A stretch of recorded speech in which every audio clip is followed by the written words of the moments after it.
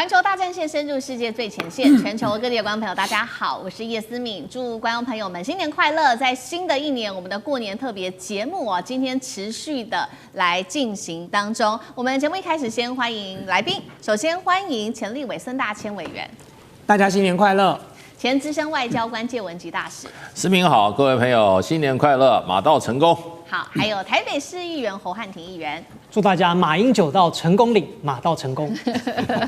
好，今天呢，新的一年哦，节目一开始我们可以轻松一点。今天要来回顾一下，在今年一整年，我们要特别来关注的国际大事，尤其一开场我们就来关心中美之间的接下来的关系会如何做发展。因为呢，川普跟习近平预估今年哦会4度，川普他会4度的访问中国。那么习近平的话，现在预估来自于川普的说法，可能在年底的时候也会进白宫。另外一方面，中俄则是暗中的暗线联手，世界权力版图在今年会怎么发展？今天特别节目我们会一起来做关心。好，这是来自于美国媒体 Political 最新的爆料，说川普预计4月第1周他就会访问北京了，跟习近平主席见面，而且今年可能不是一次会见，整整4次的习川会。4月份，包括我们来看到接下来的时程，4月份在北京，11月份在深圳的 APEC 会议，12月在迈阿密的 G20， 甚至年底刚刚讲了，习近平可能进白宫。大使怎么看今年的这一次的会面有什么重点是我们要特别来做关注的？这次应该不是去吵架的也不是去这边斗争的。我想应该是川普要营造一个有利于他在今年底的期中选举的一个氛围。所以去年底的时候，川普就叫他的这个应该首席幕僚吧，贝森特，美国的财长就出来说啊，这个现在关系大抵都非常好，不会继续有什么斗争。然后呢，今年要见你4次面，然后呢，预期美中关系可以怎么样？可以在一个这个平稳向上的一个状况，所以就已经把今年的调子中美关系的调子就已经美方就定了。那事实上的话，美国方面学者对今年中美关系，从美国的角度，它的定调是什么？休兵的一年。休兵。那所以在休兵的时候，这个为什么要休兵呢？最主要原因有2个，一个是美国要大选，期中选举。这次川普真的目前为止不看好，如果没有什么事情出来冲洗的话，那真的是。川普现在惹出来的祸真的是蛮大的，尤其他那个 ICE 被美国有一些国内人士说，这就不是新纳粹党吗？对不对？这不是这个川普的铁卫军吗？SS 吗？这个在街上杀人，只差没放火了，对不对？3K 党一样。3K 党一样啊！川普的私人军队什么时候冒出来一个 ICE， 还有这么强大一个部队出来？而且呢？不受任何州政府、任何人管不了，就川普一个人的命令，所以就变成这个在美国造成轩然大波啦。然后经济也不好，所以川普今年的期中选举，说实话，他不希望有太多的冲突，外界的冲突，而外力基本上要能够帮他的选举。那另一方面，回过头来，就中国大陆现在手上有2张王牌，对于川普来讲是必须要怎么样？要谨慎行事。第一个稀土，如果中国大陆把这个稀土的这个所谓的这个紧箍咒把它一收的话，那美国很多产业就会把这个责任归诸于川普。你搞了半天，让我们这个工厂生产不出东西下来，我没有办法制造啦。这不只是军工业，电子业极端需要很多稀土的。那美国可是要真正要开很多产业要开天窗了，这个川普要负责，所以。稀土它惹不起大陆。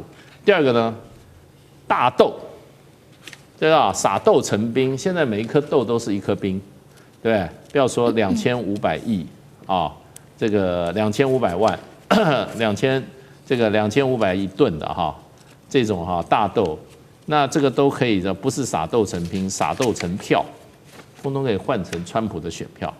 川普的核心支持者很多是豆农人，中西部的这些农夫。那你要执政以后把我的饭碗给打破了，那对不起啊，我再认同你的想法，我也不会投票给你换人。所以呢，基本上，所以就是说，中国大陆手上有川普不敢惹，而且想要什么样想要追求的东西。是。那所以这2个因素加起来，川普今年不会跟中国大陆怎么样硬刚，那甚至会拿一些筹码来跟中国大陆做交换。如果他需要大豆，他需要说，再买点牛肉吧。他想说，你猪肉吃也蛮多，再买点猪肉吧。最后回来说水产品能买一点吧。这都是各州的那些参众议员，联邦参议在选举告急的时候，会跟川普讲说，我下面的选民这个这个猪肉协会明尼苏达州，或者说哪一个州，或者阿肯色州猪肉协会说，你要帮我搞到卖掉多少吨的猪肉的话，我票就给你。那去哪里找这么大买主？当然中国大陆了。所以今年川普来讲，从美国角度上来，是可能会不但是要休兵，而且必要的时候要有很多交换条件。是。那台湾问题就是其中一个。那4月可以见端倪。4月如果没有摆上台面的话，那后面还有3个见面，所以呢，今年对我们来讲的话，尽量少去刺激大陆，是，也不要去刺激美国。那这个我们能够很平稳的这个度过1年就很不错了不要把自己认为我们是所有的这种国际政治里面的我们是什么？我们还是操盘手嘞，哇，那真是太危险了。是，所以今年的中美关系，我想就是说，不见得会好到哪里，可是也不会继续恶化。那如果说双方要认真都有所需的时候，那就要拿很多项目出来交换。是。那所以这个交易的机会很大。好，所以中美在2026年这是一个稍微休兵暂缓的1年，但是这个细节会做一个大交易，会用什么来做交换，这我们会持续的来做关心。那在地缘政治上，我们知道中美2派现在2派的阵营也在成型当中。那另外一方面，我们会来特别关心到就是美国跟日本这个加深他们的关系，另外一边就是中俄之间在加强关系。我们先来看美日加强关系。高市早苗不是在2月8号这个众院的选举当中，刚拿下国会2/3的这个修宪门槛，拿到310席，取得了空前的胜利吗？在此刻呢，川普也说了，他接下来在3月19号非常欢迎高市早苗来跟他做见面。那为什么呢？川普要这么做呢？是要先控管日本吗？那高市现在取得国会的优势之后，对于接下来的美中局势又会带来什么变数？委员又怎么看？当然呢，就是说高市早苗对这个川普来讲讲好听一点，他是一个很听话的盟友那么讲难听一点，他所扮演的角色就是像赖清德一样，做美国很听话的小弟尤其是高市早苗对这个对川普的这种阿谀谄媚几乎就已经到了令人恶心的地步了所以你说川普最喜欢就是这样的调调扒着他的大腿，然后呢，这个尽量的奉承他，然后取悦他。所以因此你说川普在访中之前顺道到日本去一趟，这也并不令人意外。再加上高市现在已经掌握了日本的这个大多数的这个国会的席次甚至已经具备了修宪的能力了。所以现在外界都在预估说，接下来自民党有没有可能就直接来修宪法第9条了？那对美国来讲我认为美国对于高市修宪这件事情是某种程度是暗中乐观其成的，因为美国想要巩固他在印太地区的角色跟地位，他又不想自己牺牲奉献，脏了自己的手，所以他最好就是需要有几只看门狗，要有看门狗就一定要有牙齿那看门狗如果没有牙齿，那看门狗也没有用所以呢，如果今天日本没有具备牙齿没有具备一点武器，这个给这些小弟小妹的话你说叫他们来帮美国在这里捍卫美国的利益跟这个美国的这个地缘政治的稳定，他们是做不到的。所以其实我几乎可以预估得到的就是说，美国对于日本的这一次，如果高市真的要走向修宪的话，美国这个私下的态度应该是属于一放手乐观其成的，因为唯有这样子做，日本才会具备更大的这个主动性那么插手整个的印太地区的事务就能够更不需要美国亲自出手了。那么，但是你说我们看到 Politico 说，在接下来的这1年，川普跟习近平会见4次面，那是 Politico 讲的那是美国自己放出来的消息我相信绝对不会是习近平中南海自己去联络 Politico 的记者说我要放这个消息给你的。对。那为什么要有这个消息呢？就是刚刚大使讲的因为需要冲洗嘛，因为他需要一些好消息去掩盖国内的这些坏消息。所以你说到底4月份习近平跟川普会不会见面？我觉得很难讲就川普大概是全世界现在排名这个第1名最想见习近平的人那但是问题是习近平要见他，习近平何尝不知道这是给川普加分呢？那就要像刚才大使说的，川普你要拿什么东西来交换呢？这就是为什么在前几天，我们看到习近平跟俄罗斯跟这个川普同时通了个电话，那电话里头跟川普讲了2个小时，他特别再三强调军售的问题，而且他的用词其实已经超乎了外交词句的这种礼仪的模式了，已经几乎到了画上红线警告的态度了。这个像大使是外交官非常的熟悉，就有些词句不是在彼此的正常外交这个对话当中可以用到的，可是习近平用了，他用了要求川普要谨慎的来面对跟处理对台的军售问题。是，那么因此如果美国还是照现在这样现在不但要卖我们，逼着我们台湾交了1.25兆去买它的军购，然后接下来美国又通过了所谓的台湾保护法案那么现在就等着川普要不要这个签署公布，这些东西都是造成川习会是否可能成型的一个重大障碍了。就如果今天川普没有做任何的调整，仍然是玩这种把戏，玩2手的把戏面子上讲好听话，然后台面上不断在你背后捅刀。那我相信习近平也不是省油的灯他没有必要在这个毫无所得的情况下帮你川普造势那你更不要提到说，如果川普在访日的过程当中对这个日本军国主义的这个走向做出公开的表态赞成的话，那这也会严重的影响到川普能不能够跟习近平见面的可能性。所以我觉得这个4次会面是川普乐观的期待但是能不能见得成，到底要见几次，那就要看川普的表现了。好，所以我们也看到说，现在等于说是美日联手会影响到整体接下来2026的亚太地区的发展。当然，台海形势也包括在这当中。刚刚讲到的世界2大阵营，除了我们刚刚讲的2线嘛，美日之外，还有就是中俄。中俄在今年的发展又会是怎么样呢？其实我们来看到今年的1月4号，习近平主席才和这个俄罗斯总统普丁举行了这个视讯。那他没有预告接下来会不会跟普丁来做见面啦？就是这个习普会到底会不会成型，不知道。但是呢，习近平也特别强调了2026年的重要性，它是中国大陆“15+5”规划开局之年。那中方会跟俄罗斯在内的许多国家一起共同发展机遇。今年同时也是重要的日子，包括了中俄的战略协作30周年跟合作条约25周年等等。今年有没有可能在中俄上面可能有哪些新进度？汉庭又怎么看？在俄罗斯国内莫斯科的精英早就已经抛弃了对西方的幻想，在莫斯科的舆论场上谈论的不再是如何融入到欧洲，而是如何的来搭上中国15+5的快车。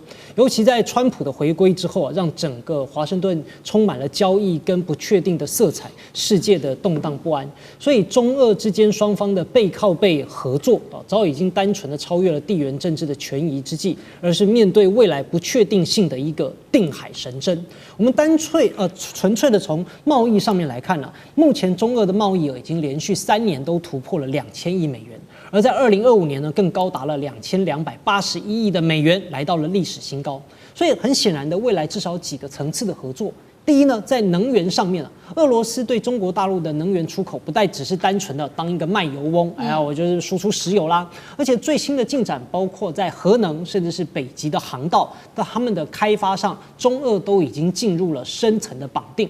面对大陆正在进行的15+5的规划，所以呢，俄罗斯也寻求中国大陆更高质量的一些制造业，而且呢，要寻求一些陆地上陆路运输的这些能源，那都能够有很好的合作。而第二，双方呢在金融上的去美元化合作也会更加的深刻。再来第三呢，普丁还特别提到了11月的深圳 APEC。为什么？今年的11月 APEC 就要在深圳举行了。那这是中国大陆的科技之都，也是被美国制裁名单的重点关照城市。所以普京承诺要去这个出席深圳 APEC， 这本身就是一个巨大的政治信号。中国大陆和俄罗斯将在遭到科技封锁的最前线，展示突破这个围堵的决心。那么在今年，习近平主席跟俄罗斯总统可能会见几次呢？大胆预测至少有3到4次。第一个呢，在上半年，因为普京总统极可能对大陆进行国事访问，这个克里姆林宫对话的时候，其实已经有释出讯息了，这就是对30周年的最高规格庆祝。另外呢，也包含了上合会的组织、金砖国家的峰会，以及11月的深圳 APEC。所以至少3次，多的话呢，应该要有4次。所以可想而知，在2026年如果这边都讲说啊，这个中美呢要建4次的会谈，但这个会谈里面更多也都是一些交易啦、算计，关键是川普怎么样去得到他的好处。那么大陆呢跟俄罗斯之间的这个合作，其实呢也是一种对冲，而且呢反而是一种肝胆相照的表现。好，谢谢汉庭。那我们休息一下，马上回来。地缘政治。美中之争、战略价值、强权崛起、小国生存，现在与未来洞悉事件走向，掌握世界脉动，全球观点尽在环球大战线。好，今年过年的特别节目，我们也特别来看到，那2026年中国大陆拿哪3张的王牌来压制美国呢？现在我们今天会来讨论的3大主题，包括了大豆，这个是美国的命脉，再来还有就是稀土跟石油，北京如何用这3张王牌来压制川普，有没有效用呢？我们今天会来做讨论。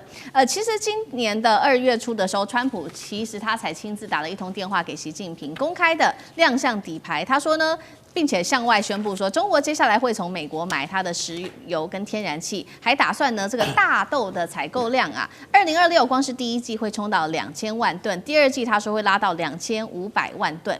香港01这个媒体就特别针对于大豆的重要性做了一个分析，他认为说，川普从1.0到2.0，他的权力一直在改变，但是大豆牌始终都是有效的，原因就是因为北京能够以大豆进口为工具迫使美国它的农业在内部起内讧。那尤其现在美国的期中选举又快要到了，大豆可以动摇共和党的选票，让川普只能让步。为什么大豆对于共和党来说，大豆牌这么的重要？委员怎么看？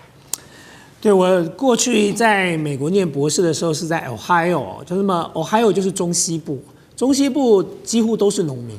而我还记得很清楚在我那个时候念书的那几年里，其实像比如说 Ohio 几乎都是共和党的天下了。就中西部大使在这个驻美代表处待过啊，我在 Chicago 对吧？所以中西部几乎全部都是这个共和党的红州的天下嘛。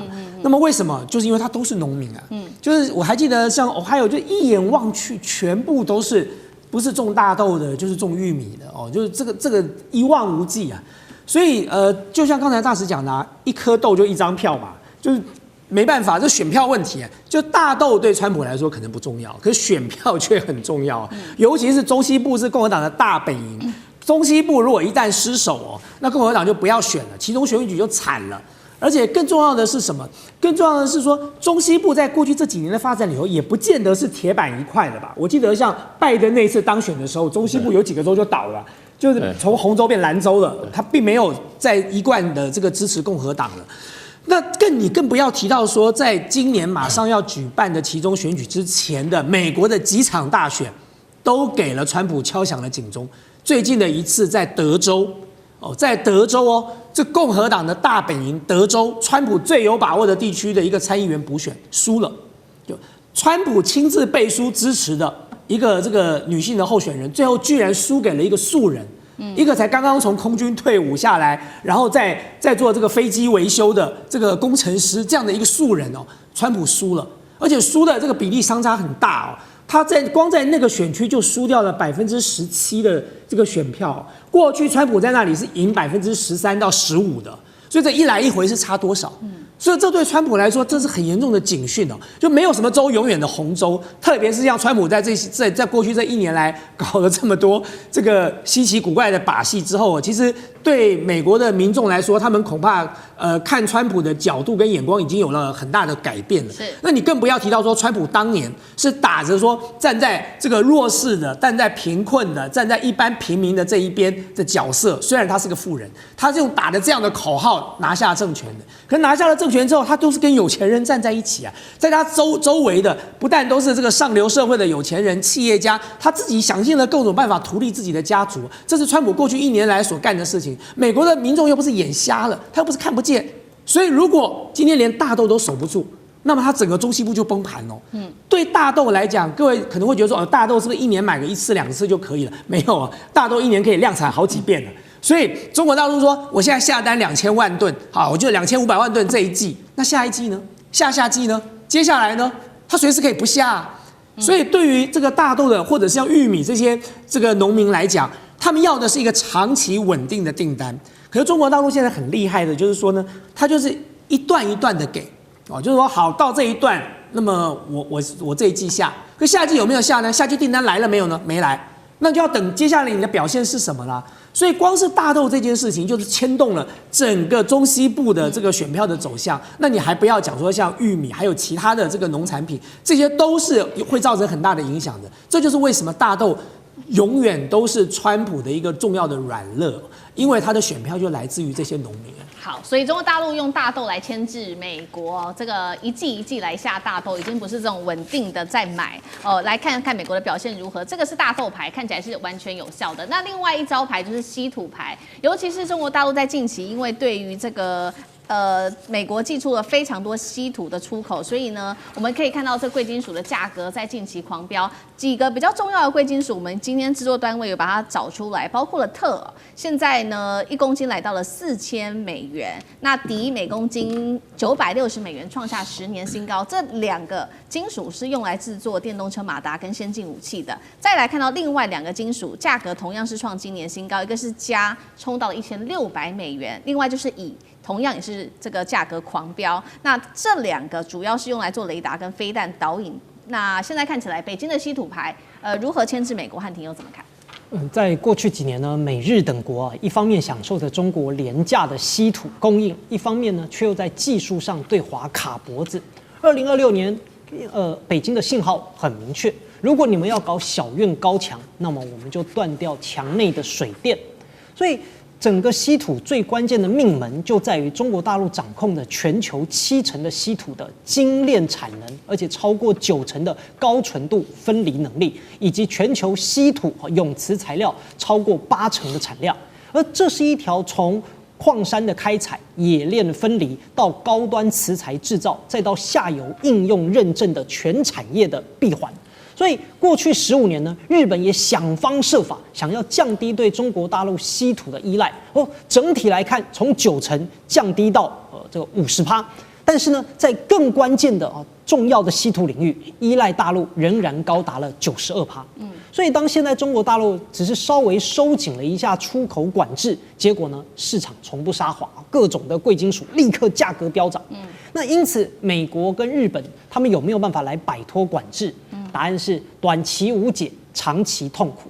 第一个，时间差，开一个稀土矿啊，你要从探勘到投产平均要10到15年那美国呢虽然还在努力，但是目前他们还需要把金矿运到中国大陆，或者依赖中国大陆的技术进行加工，想要建立独立的这种重稀土分离线，至少也要等到2030年以后了。此外，也有技术壁垒这个大陆在稀土的分离率的萃取技术呢，是拥有全球80%以上的专利。所以美日如果想要绕开中国专利，你要研发新工艺，这也不是你单纯砸钱，今天砸明年就有的问题。再来第三呢，还有更多的环保问题。你要重稀土的开采，必然伴随着环境的破坏。在环保法规比较严格的这些西方，那谁愿意这么干呢？所以现在虽然美国大张旗鼓搞一个什么的矿产联盟反华矿产联盟但实际上内部也是矛盾重重欧洲强调环保标准，美国注重控制权，日本想要解决当下的燃眉之急，而更关键的，中国大陆本身就是全球最大稀土的消费市场，所以它的新能源汽车啦、风电机器人自己都要需要。所以简单来说，美国就算搞出了很多稀土，但也很可能有产能没订单，有样品没认证。好，这个是中国大陆的另外一个王牌，就是它的稀土牌。那第三个我们要来谈的，请大使帮我们谈的就是大陆的石油牌。大家还记得吗？这个今年的时候，川普不是抓走了这个委内瑞拉的总统吗？那总统被抓走之后呢，现在他就说了，这个石油接下来要全部交给美国。所以呢，过渡政府委内瑞拉的过渡政府就交了5000万桶的原油给美国。当时美国卖了一个很好的价格，在1月15号这一天是他第一次卖委内瑞拉的石油，金额高达了亿美元，这个是他针对于石油贩售所得到的获利。那另外呢，他也针对了这些原本要卖给中国大陆的船只，他也去做了限制。2月10号，美军全程跟踪了一艘中国船，这是阿奎拉2号，上头啊，他看到说载着70万桶的委内瑞拉的原油，一路跟踪，一直追到印度洋，把这个船给拦截下来。那接下来被拦截下来的船，中国大陆会不会真的未来愿意跟美国来买委内瑞拉的石油？习近平会买单吗？大石油怎么看？中国大陆对委内瑞拉的石油现在只有一个问题，就变成过去很多对委内瑞拉的贷款，它的还款条件是用石油来还，所以中国大陆并不需要委内瑞拉的石油，那只是说这些贷款如果不用石油来还的话，用什么还？那就必须我还是要进口一些石油。那委内瑞拉过去最高的时候，每日大概去产了大概2010年代，它曾经最高一天是300万桶，在那个时候，中国大陆最高进口一天是50万桶，数量并不低。那因为现在美国禁运啊，国际社会禁运啊，所以中国大陆官方数据啊，它不太公布的，所以大概都是外面的这些各界在评估。现在委内瑞拉大概一天大概50万桶，那中国大陆80万桶啊，80万桶。中国大陆进口外面估计一天是10到15万桶。那也就是说大概1/7到1/8。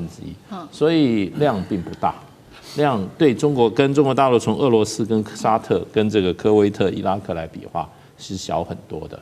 那中国大陆进可完全不需靠委内瑞拉原油，对委内瑞拉没有必须要买的。我告诉你，现在官方资料前10名啊，中国大陆进口来源石油进口，俄罗斯第1名，沙特第2名，伊拉克第3名，阿联酋第4名，阿曼、马来西亚、科威特、安哥拉、巴西、哥伦比亚分别排下来。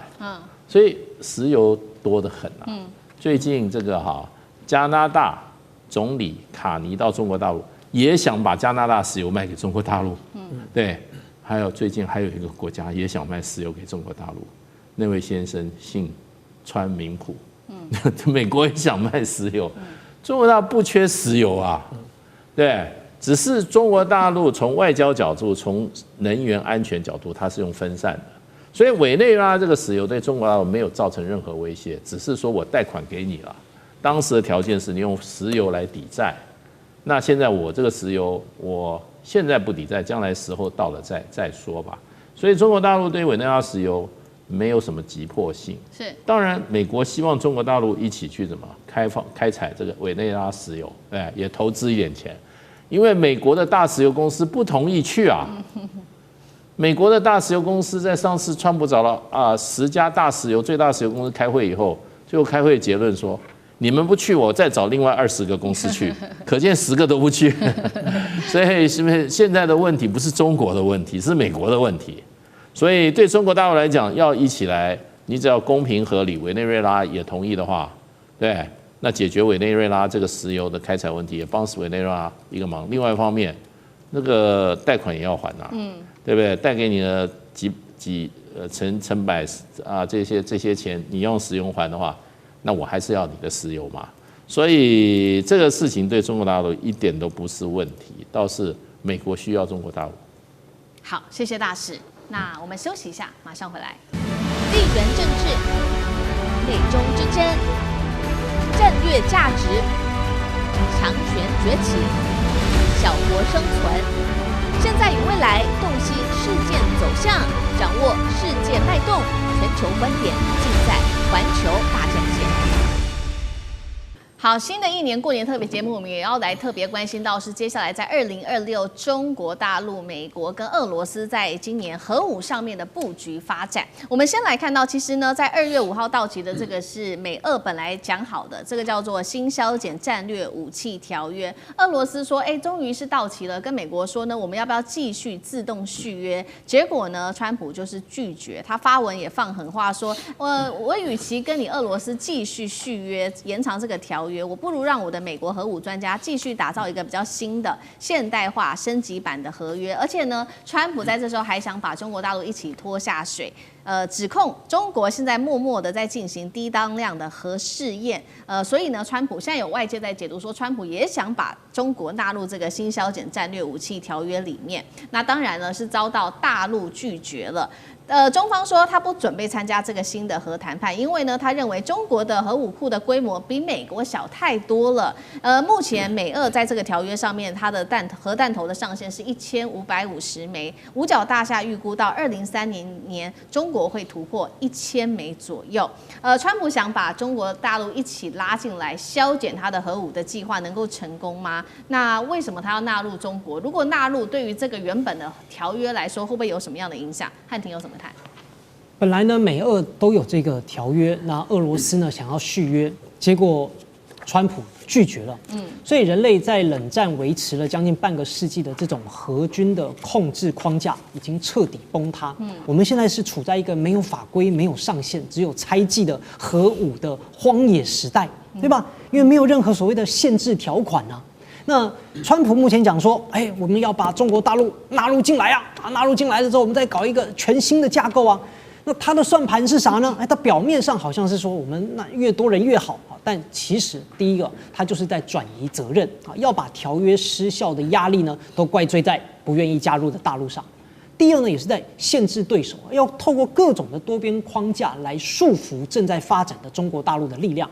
第三，也是分化大陆和俄罗斯。在大陆跟俄罗斯合作的非常密切的时候呢，去制造一些潜在的矛盾点。那俄罗斯也好，中国大陆也好，当然都是不上当。因为核裁军的谈判，它核心原则是，我们大家要对等公平啊。到2024年底呢，五角大厦的报告，美国是3700枚的核弹头，俄罗斯是4300枚，而中国呢只有600枚。对，这个量级也差太大了吧？而且呢，你美俄的这些所谓的核武，其实都是即时的战备状态。你看，美国随时要打谁，它都可以打谁啊。那大陆呢，一直都是处于被动的，而且是防守的状态。所以呢，你要求一个这个核武库的规模跟数量都不及美国领头的这个国家，然后一起来接受同样的限制，本身就没有任何的道理。那再来呢，川普还试图说我们看那个美俄中啊，双方啊都要来啊。那俄罗斯一开始也呛得很好。那如果美国坚持要把大陆纳入，那么同样拥有核武器的英国跟法国，你为什么不纳入？那没道理啊！而且其实，在失效不久之后呢，英法两国都已经相继的表明，我们不会去参加什么新的东西了。所以就没有人要理川普。那川普他讲的什么多边主义，对吧？就被打脸，没有人理他。所以呢，中国大陆一直以来都是强调不首先使用核武器这样一个承诺，就是体现我们中华文化止戈为武的最高军事哲学。所以大陆发展核力量从来就不是为了称霸或者是去威胁别人，而是要打破核讹诈，确保中国自己的生存跟发展。所以把核武库一直都是维持在国家安全所需的最低水平。所以当美俄拥有了数千枚的这种核弹头，而且还要不断的去升级，搞什么3位一体核打击，要中国这个后加入的人来加入对等的裁军，就好像是要求一个刚刚温饱的家庭跟家财万贯的富翁平分财产，这哪有什么公平正义可言？好，所以那另外一方面，那美国也是持续的警告，就是他指控中国大陆他一定要限武，原因是因为他正在准备数百吨当量的核试爆，而且呢还企图干扰这个是国际地震监测系统，掩盖过往他的核爆经验。而且呢，美国还指控说，俄罗斯甚至还帮助北京来发展这种核武级的裂变材料。委员怎么看？第一，这就是美国的政治人物长期以来最擅长玩的把戏就是永远先栽赃别人。大家还记得吗？伊拉克都已经被打完了，美国都已经撤出去了，过了这么久，到底美国真的找到了当时他要打伊拉克的这个什么生化武器或者是相关的这个核武设施吗？根本没有啊！这是美国长期来玩的把戏啊！谁知道有没有？我就先说你有就好了。中俄真的有在合作这个进行发展核武的动作吗？这个真的俄罗斯正在协助北京发展这个武器级的裂变材料吗？是真的吗？谁知道呢？反正他先讲了嘛，先讲先赢啊，先讲了之后先抹黑了你，然后就要逼着你上谈判桌，这是美国的这个政客长期以来玩的把戏那么第二个重点，我看到这个川普也好，或者是他的这个国务次卿的谈话，我就觉得太妙了。就川普不是说普丁跟习近平是他最好的朋友吗？那你们两个好朋友在合作，你到底怕什么嘞？就这两个不都是你的好朋友吗？你开口闭口就讲两个人是你的好朋友，那你的两个好朋友就算在合作发展核武，到底对你有什么影响呢？对，就像刚才汉宁讲的，英国跟法国在发展核武的时候，你川普会害怕吗？你不会害怕，因为他们是你的盟友那既然习近平跟川普是这个习近平跟普丁是你川普更好的朋友，那你到底在怕什么呢？所以我觉得就川普这种两面手法，有的时候你就展现的赤裸裸的一览无遗，就嘴巴上讲的漂亮话再好听，背后呢其实想尽各种办法去提防跟打击。他之所以说普丁跟习近平他的好朋友的原因是什么？就是因为他们强啊，他们强到川普没有办法用压力压得过他们，所以这就是川普玩的把戏啊，就是遇到强者我就先暂时这个保持友善的微笑，可是事实上呢，我想尽各种办法来围堵你，来削弱你。然后呢，将来有一天我能够收拾你的时候，我绝对不会手软的。所以你说对北京政府来讲，他又不傻，他干嘛要加入呢？就我明明就知道你的盘算是什么啦。刚才汉庭都讲得很清楚了，我根本不是跟你同个量级的，我只不过是你的零头而已。我有什么理由我来呢？你现在把我要拉进来，是不是你明明叫金小胖也一起加入呢？哪怕他只有几十枚嘞，他要不要一起来？所以其实川普在玩这个把戏我觉得明眼人都看得很清楚了。所以北京政府听听就好了。那么而且我们刚才已经讨论了这么多，北京政府的工具箱里头又不是没有工具，所以我就算不加入，你又能奈我何呢？你4月还要来我这里呢，你今年还要想办法跟我见4次面，你还要买我的大豆，你还要等我的稀土的开放，那到底是谁怕谁啊？现在这个时间点所以其实我觉得川普喊一喊，只不过是替他自己找个下台阶。那么将来呢，这件事情没成，他也有一个替罪羔羊说不是他的错。但是实际上，你说他真的能够对北京政府采取什么样的制裁，或者是做出什么样的报复，川普也没有这个胆，美国也现在没这个能力了。是，好，那我们也来展望。那如果是这样来看的话，今年2026年，有关于中国大陆，虽然说它的在核武发展的量级还是在美国跟俄罗斯后面，但是它中国大陆今年这个核武可以发展到哪里？等一下请大使来看。那为什么美国会这么的害怕？我们先来看一下一些细节，是来自于五角大厦针对中国大陆的军力报告做的一个评估，这是2025年版本的。他说，中国境内呢，现在有3个洲际弹道的飞弹发射场，拥有超过100个发射井。曾经他在2024年底就已经进行了多枚快速的试射，也代表大陆可能已经具备飞弹群攻的能力，并且报告还说，北京还研发了1万吨以下的这种战术核弹头，目的是可以建立有限核打击能力，来控制核战争的风险。另外，他们还担心的是东风26跟轰6搭载这种空射的飞弹，很可能这类的战术核弹头的一个载体。大使怎么看今年北京在于核弹上面的发展？其实中国大陆的核弹长期来西方都摸不透，常常有很多误判。在那个以前闹过一个笑话，因为它都是从人造卫星上看，有一段时间美国说，哎呦，中国大陆福建地区有很多圆形的这种建筑那个是不是那个飞弹基地或者是核弹？后来中国大陆说那不是啊，那是我们客家的围屋啦。我就知道，他在人造卫星看说这是核子基地，对不对？前2年他也说有很多飞弹井，结果后来也是他人造卫星自己研判的。说实话啦，这个数量这个是你不知道。瑞典斯德哥尔摩说中国大陆有600颗弹头嘛，对不对？那有人说不可能这么少。这个数量一点都不重要，因为核子战争它只有一个战术，叫相互保证毁灭，mutual assured destruction。这我们以前冷战时期，这个是大家耳熟能详。确保相互毁灭。那什么叫确保相互毁灭？就是我第2级的时候，我第1级打完还有第2级，这个第2级一定会把你毁灭掉。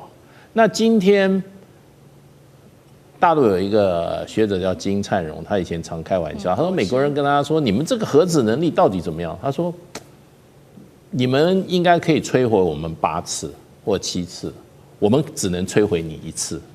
那美国人说1次就够了，对，摧毁只要1次，要8次干嘛？对，要7次吧这样。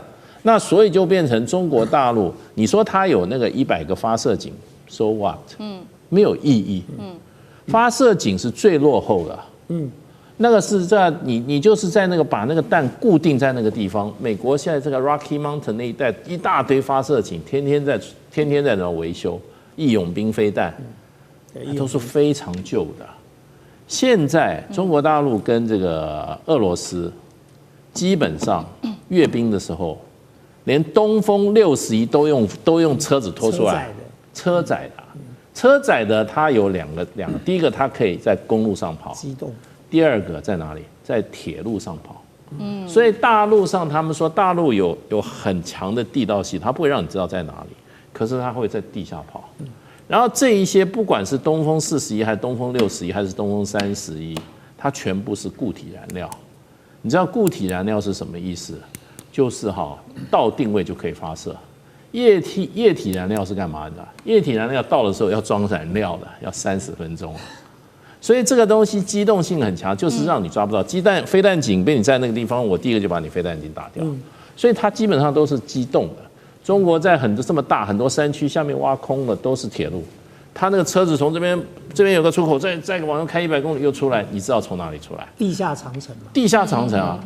然后呢，还可以用什么机动的卡车，也可以火车。所以这个美国摸不清楚。可是呢？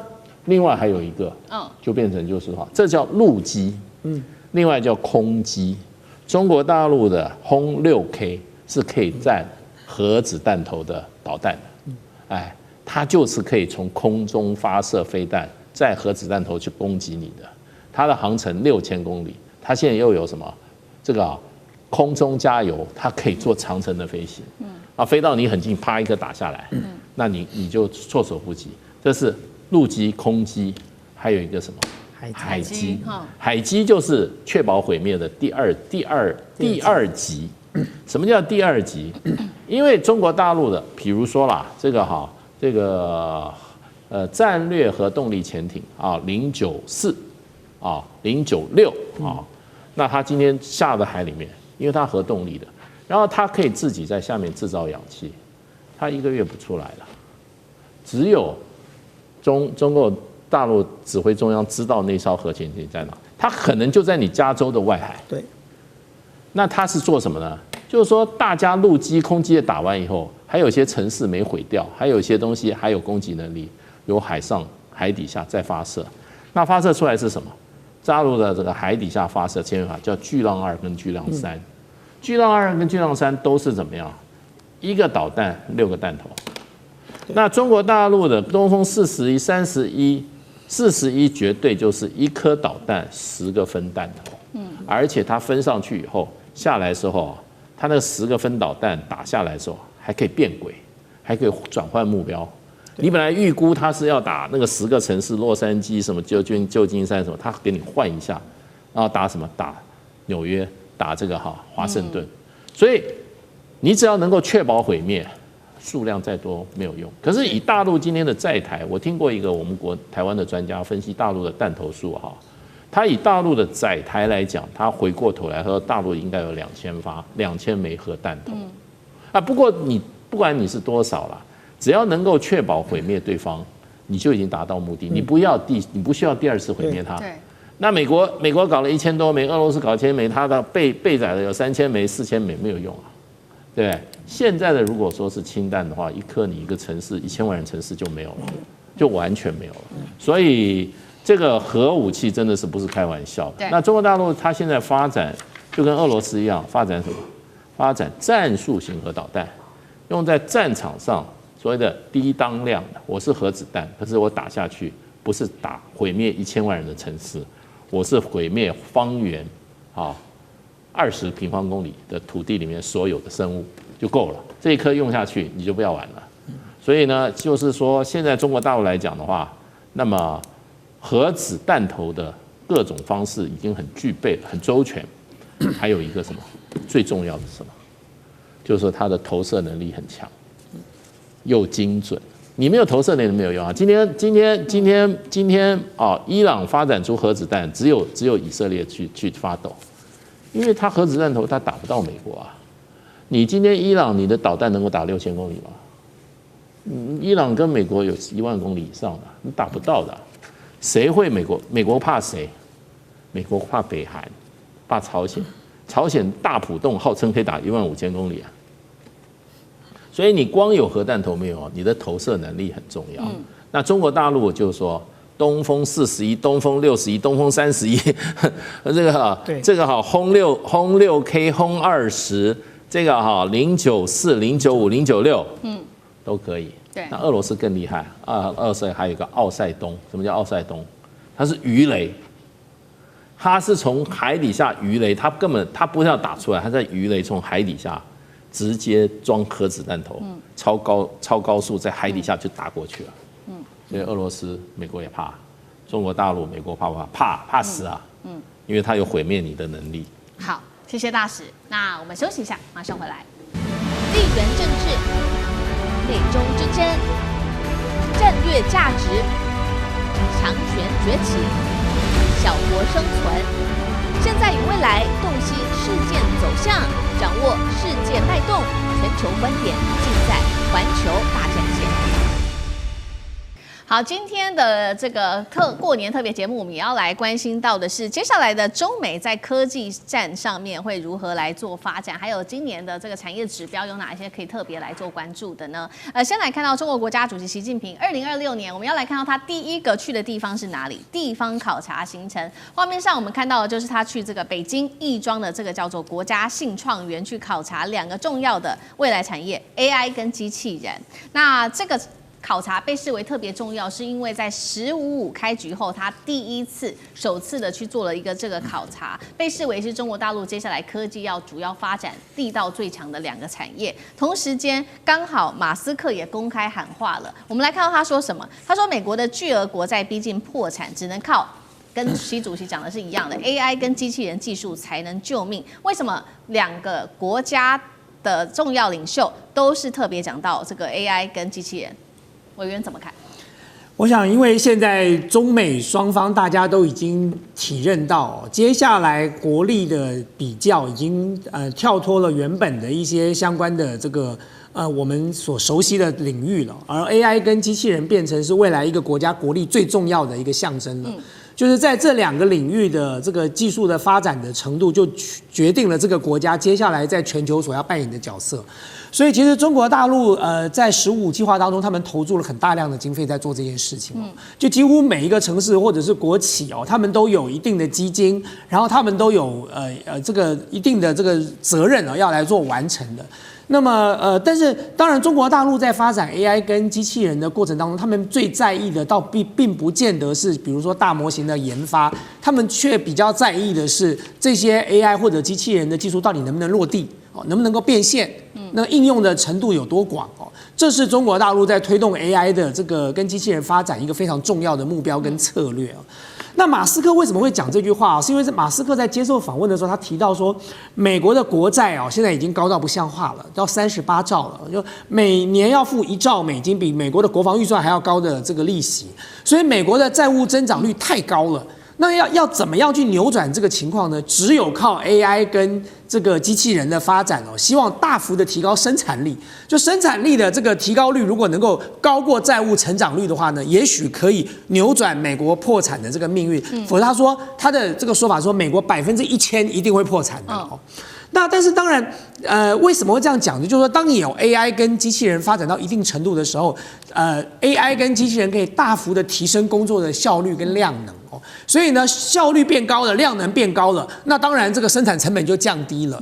所以在这个过程当中，生产力是提高了，可能对债务有一定的这个效果，对于打击通膨也有一定的效果。但是关键问题是，马斯克也提出了另外一个警告他说，在这个同时，美国也极有可能面临通货紧缩的压力。所以这是刀的2刃那么最近大家最常问我的问题都是说，美中的 AI 竞赛到底谁会胜利我要强调的是，美中的 AI 竞赛，他们完全不是在同一个轨道上的。就美国的 AI 是投入了大量的经费，不断的在做的。各位现在看到的新闻在做，就是不断的做大模型的开发不断做大模型的研发，然后呢投入做这个运算中心。可是现在的大模型已经发展到顶了，就除非下一个阶段的大模型出现，否则现在的大模型就算投入再多的经费它要升级的可能性都不高。更重要的一点是，美国长期以来迷信大模型的开发，投注了这个大量的经费在做这个研发过程当中，其实都没有办法获利。所以美国的 AI 公司都没有获利。前一段时间 Nasdaq 有一天大跌，就是因为有一篇报告出来说，美国现在的 AI 公司基本上都是赔钱的，都是不断的在烧钱。可是中国大陆它走的是另外一个赛道，它走的是它重视大模型的开发，可是它更重视大模型能不能落地，能不能应用，能不能变现。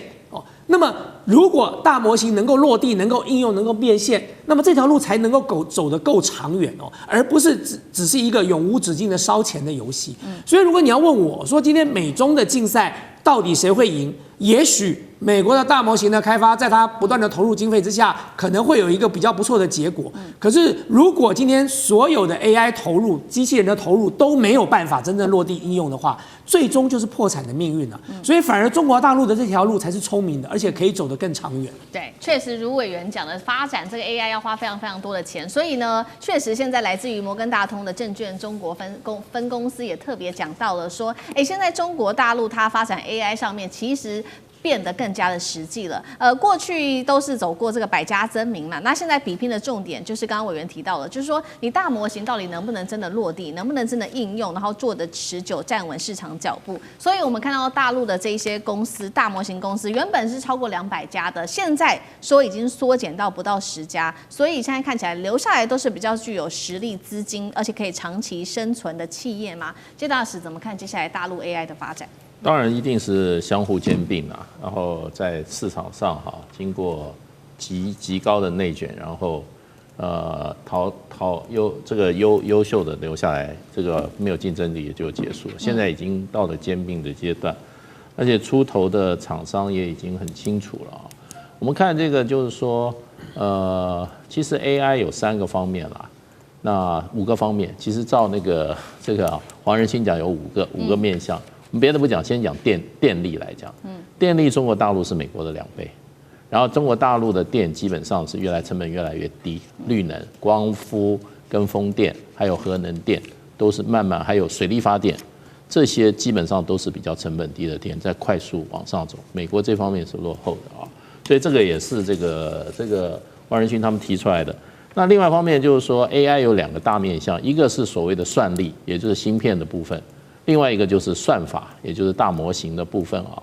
中国大陆现在就是说，从这个 DeepSeek 事实上的这个出现就发觉，中国大陆可以用算力来弥补算法来弥补算力的不足。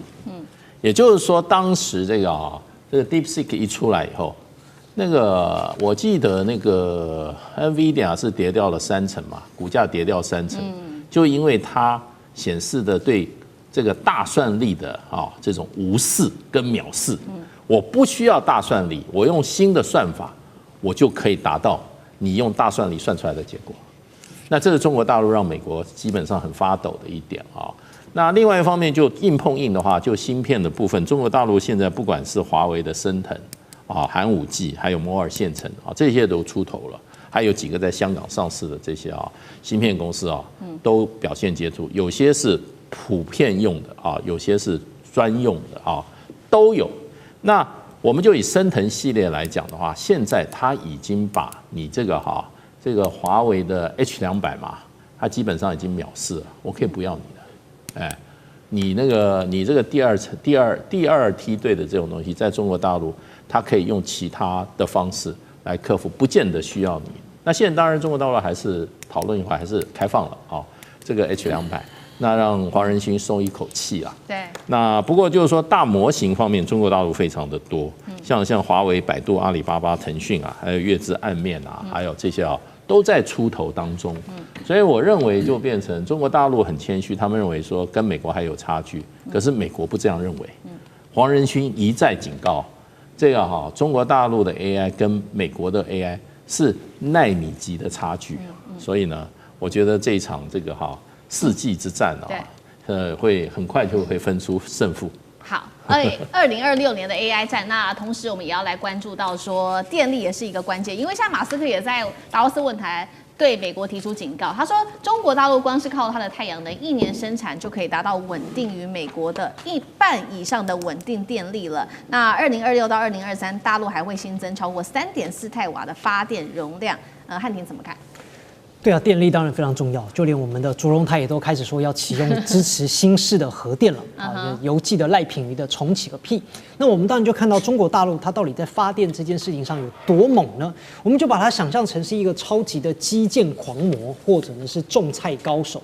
第一个是规模大到离谱，光是在去年的2025年，中国大陆新增的风力和太阳能板，他们的发电能力加总起来就超过整个印度所有的发电的这个能力，而且呢还是美国同期新增规模的8倍多。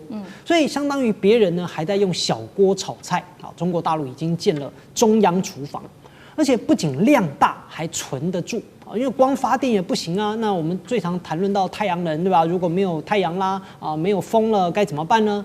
那中国大陆还配合建立了一个巨大的充电宝啊的储能的设备，所以确保电力能够稳定的供应。这就好像呢，这个不仅是粮仓堆满了啊，还配了顶级的冰箱，而且随时还能够开火。而最关键的是电费还便宜啊，这才是大陆很大的优势。因为大陆自己就能够生产这些全球大部分的什么光伏板跟风电的设备，发电成本压得非常低。所以呢，在大陆要训练 AI， 然后呢运行庞大的数据中心啊，电费这个硬成本其实就比很多的国家便宜了一大截。它当然也会吸引全球很多的 AI 公司都会来到大陆来安家，为啥？因为便宜，电费低。